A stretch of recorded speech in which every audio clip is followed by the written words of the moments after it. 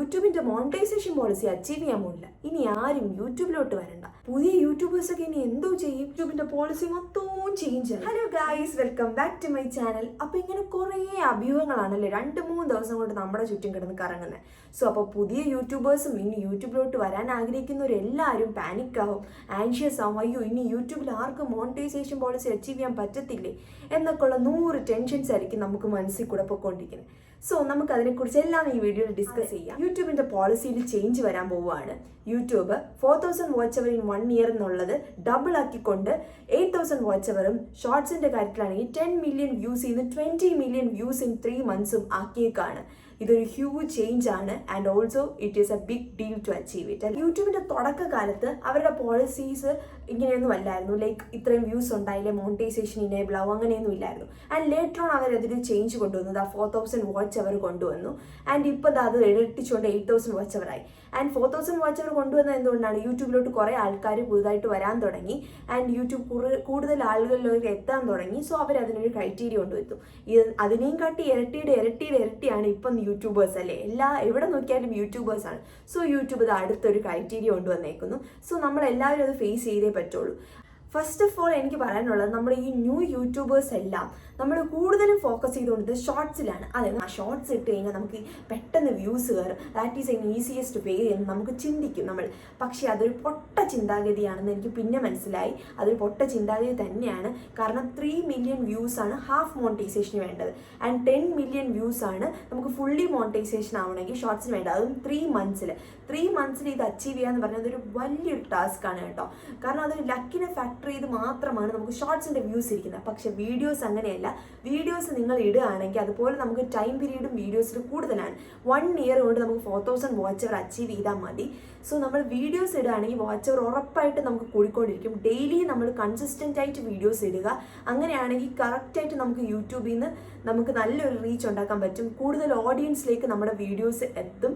അതുപോലെ തന്നെ നമ്മുടെ യൂട്യൂബിൻ്റെ ഈ ഒരു പോളിസിയുടെ ചേഞ്ച് ഉടനെയല്ല ഉണ്ടാകുന്നത്. 2027 ഫെബ്രുവരി ആകുമ്പോഴാണ് യൂട്യൂബിൽ ഈ ഒരു ചേഞ്ച് സംഭവിക്കുന്നത്. സോ അതുവരെ നമുക്ക് ടൈമുണ്ട്. പുതിയ യൂട്യൂബേഴ്സ് ആയിക്കോട്ടെ, ഇനി യൂട്യൂബിൻ്റെ മോണിറ്റൈസേഷൻ ഹാഫ് അച്ചീവ് ചെയ്തവരായിക്കോട്ടെ, ആരും ആയിക്കോട്ടെ, നമ്മൾ പാനിക് ആവരുത്. നമ്മൾ ഡീമോട്ടിവേറ്റ് ഒന്നും ആവാതെ നമ്മൾ കൂടുതലും വീഡിയോസിൽ ഫോക്കസ് ചെയ്യുക. ഷോർട്സിന് ഇനി ഫോക്കസ് കുറയ്ക്കുക. കാരണം ഷോർട്സിൻ്റെ വ്യൂസ് എപ്പോൾ വേണമെങ്കിലും ഡൗൺ ആവാം.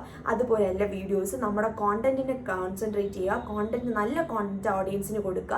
കോൺഫിഡൻസോടെ മുന്നോട്ട് പോവുക. അങ്ങനെയാണെങ്കിൽ ഉറപ്പായിട്ട് നമുക്ക് ഈ ഒരു 6 മന്ത്സ് കൊണ്ട് നമ്മുടെ വാച്ച് അവർ അച്ചീവ് ചെയ്യാൻ പറ്റും. ആൻഡ് അതുപോലെ തന്നെ ഇപ്പം വന്നൊരു ചേഞ്ച് പഴയ മോണിറ്റൈസേഷൻ അപ്രൂവ് ആയവർക്ക് ബാധകമല്ല. ഇനി മോണിറ്റൈസേഷൻ ഇനേബിൾ ആവുന്നവർക്ക് ലൈക്ക് അണ്ടിൽ നമുക്ക് ജനുവരി വരെ ടൈമുണ്ട്. ജനുവരി വരെ നിങ്ങളുടെ മോണിറ്റൈസേഷൻ ആയില്ല എങ്കിൽ പിന്നെ അത് 8000 വാച്ച് അവർ തന്നെയാണ് നമുക്ക് 1 ഇയറിൽ അച്ചീവ് ചെയ്യേണ്ടത്. ആൻഡ് നിങ്ങൾ ഇങ്ങനെയൊന്ന് ചിന്തിച്ച് നോക്കൂ. സപ്പോസ് നമുക്ക് 4000 വാച്ച് അവർ ആയില്ല, നമുക്കതൊരു കോൺട്രിബ്യൂഷനാണ്. അടുത്ത 8000 നമ്മുടെ ആ ഒരു ബ്രിഡ്ജ് നമ്മുടെ ഹാഫ് വേ കടന്നു കഴിഞ്ഞാൽ നമുക്ക് കുറച്ചും കൂടി ഈസി ആയിട്ട് നമുക്ക് 8000 വാച്ച് അവർ എത്താം. അല്ലാതെ ഇപ്പോഴേ 8000 വാച്ച് അവർ എങ്ങനെ എത്തും, 8000 വാച്ച് അവർ എങ്ങനെ എത്തും എന്ന് ഇങ്ങനെ ചിന്തിച്ചുകൊണ്ടിരുന്നാൽ അവിടെ നമുക്ക് ചിന്തിച്ചുകൊണ്ടിരിക്കാനേ പറ്റുള്ളൂ. സോ നിങ്ങൾ റെഗുലർലി വീഡിയോ ഇടുക.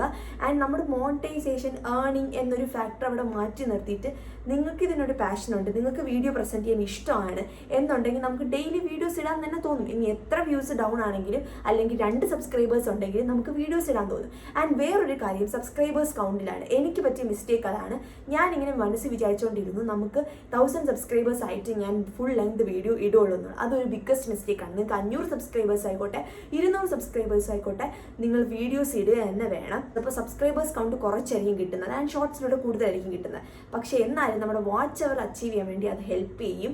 ആൻഡ് ഇപ്പോഴും യൂട്യൂബിൻ്റെ ടൈം പീരീഡിനൊന്നും ഒരു ചേഞ്ചും വന്നിട്ടില്ല. ആകെ വന്നൊരു ചേഞ്ച് എന്ന് പറഞ്ഞു കഴിഞ്ഞാൽ ഈ പോളിസി 4000 വാച്ച് അവർ നിന്ന് 8000 വാച്ച് അവർ ആണ് ഇൻ ഇയർ നമ്മൾ അച്ചീവ് ചെയ്യേണ്ടത്. ഒരുപാട് പേർക്ക് ഡൗട്ട് ഉണ്ടായിരിക്കും ഹാഫ് മോണിറ്റൈസേഷൻ എന്തെങ്കിലും ചേഞ്ച് വന്നിട്ടുണ്ടോ? ഹാഫ് മോണിറ്റൈസേഷനും ചേഞ്ച് ഒന്നും വന്നിട്ടില്ല. ആ മെമ്പർഷിപ്പ് ബാഡ്ജസ് അതൊക്കെ ഇപ്പോഴും ഒരു ചേഞ്ചും ഇല്ലാതെ തന്നെ പോകുന്നുണ്ട്. ഹാഫ് മോണിറ്റൈസേഷനിൽ ആകെ ചേഞ്ച് വന്നത് ഈ പോളിസിയുടെ കാര്യമാണ്. ഞാൻ ഇപ്പോഴും നിങ്ങളോട് പറയുന്നു, കൺസിസ്റ്റൻ്റ് ആയിട്ട് നിങ്ങൾക്ക് എന്താണോ, എന്ത് കോണ്ടന്റിനെ കുറിച്ച് സംസാരിക്കാനാണോ ഇഷ്ടം, അത് എന്തും ആയിക്കോട്ടെ. നിങ്ങൾക്ക് ഫോണില്ലെന്നോ ബാക്ക്ഗ്രൗണ്ടില്ലെന്നോ ഒന്നും വിചാരിച്ച് വീഡിയോ ഇടാതിരിക്കരുത്. അങ്ങനത്തെ മിസ്റ്റേക്ക് നിങ്ങൾ ചെയ്യാതിരിക്കുക. നിങ്ങൾ കണ്ടിന്യൂസ് ആയിട്ട് വീഡിയോസ് ഇടുക, ഷോർട്സിൽ ഫോക്കസ് ചെയ്യാതിരിക്കുക, വീഡിയോസിൽ ഫോക്കസ് ചെയ്യുക. നമ്മുടെ വാച്ച് അവർ മാക്സിമം നമുക്ക് ഫെബ്രുവരിക്ക് മുന്നേ കൂട്ടാൻ പറ്റുന്നിടത്തോളം കൂട്ടുക. നമുക്ക് 4000 വാച്ച് അവർ ഈ കണ്ടുകൊണ്ടിരിക്കുന്ന എല്ലാവർക്കും അച്ചീവ് ചെയ്യാൻ പറ്റട്ടെ. കാരണം നമ്മൾ ന്യൂ യൂട്യൂബേഴ്സ് അല്ലെങ്കിൽ ബഡ്ഡിങ് യൂട്യൂബേഴ്സിനായിരിക്കും ഏറ്റവും കൂടുതൽ ആൻസൈറ്റി നമുക്കിത് അച്ചീവ് ചെയ്യാൻ പറ്റുമോ എന്നുള്ളത്. അതുപോലെ യൂട്യൂബ് തുടങ്ങാൻ ആഗ്രഹിക്കുന്നവർ ഉടനെ തന്നെ തുടങ്ങുക, സ്പണ്ടേനിയസ് ആയിട്ട് തുടങ്ങുക, ഒന്നിനെക്കുറിച്ചും ചിന്തിക്കാതിരിക്കുക. സോ എല്ലാവർക്കും ഫെബ്രുവരിക്ക് മുമ്പ് മോണിറ്റൈസേഷൻ പോളിസി അച്ചീവ് ചെയ്യാൻ പറ്റട്ടെ. നമുക്ക് എല്ലാവർക്കും ഒരുമിച്ച് അതിനു വേണ്ടി ട്രൈ ചെയ്യാം. Wish you all a best of luck. So stay happy. Video ഇഷ്ടപ്പെട്ടാൽ like, share and subscribe guys. ഇതുപോലെ യൂസ്ഫുൾ കോണ്ടന്റ് ആയിട്ട് ഞാൻ ഇനിയും വരുന്നതായിരിക്കും. So until then by.